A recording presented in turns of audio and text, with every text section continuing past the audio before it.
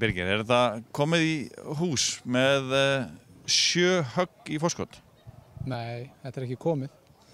En óneitanlega þetta þægileg staða, en maður að vera grimmur á morgun og hitta mikið af brautum og flötum og vera þolinmóður og halda áfram í sama dampi. Hvernig varst að leika í þessum þriðja hring?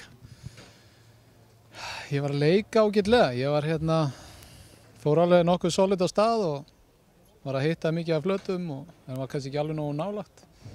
Ég fekk alveg 11 pör í röð. Reddaði flottu par á 10. sem var mjög gott.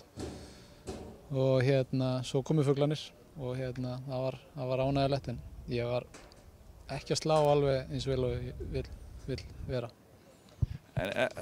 Ertu bara í þinn eigin deild? Þú ert búin að vera að halda þeim frá þér alveg 4 högg fyrir daginn í dag og þú bætir bara við og loka daginn á morgun. Það er ekki að gerast rosalega mikið til þess að þú klikki mjög mikið og þeir spili mjög vel.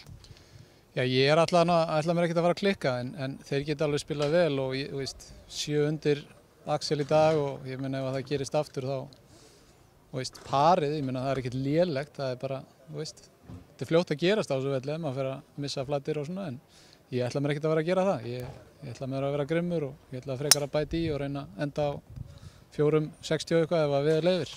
Já, Axel sýndi það í dag, það er alveg hægt að ná mjög góðu skori. Já, þriðji dagur eins og þeir þurftu að vera grimmir og ég þurfti þetta er svolítið erfiður dagur fyrir mig. Ég var átti ég alveg að negla stanginar eða átti ég að vera bara, réttu megin við og vera þolinmóður, og ég var sem betur fyrir bara þolinmóður, svo komu 4 fuglar á síðustu 7 og ég var bara sáttur við það.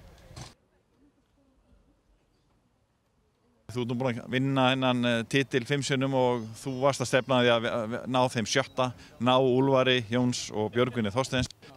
Þú ert komin rúmlega halva leið, þetta hlýtur svona þægilegt að fara að sofa í kvöld með þetta forskot. Já, ég meina það er gott að vera með gott forskot, en það er þeir sem þurfa að sækja og ég ætla mér ekkert að gefa það eftir. Það kemur ekki til greina og ég ætla mér að vera grimmur á morgun og ég ætla mér að ná þessu 7. Það er bara þannig. Takk.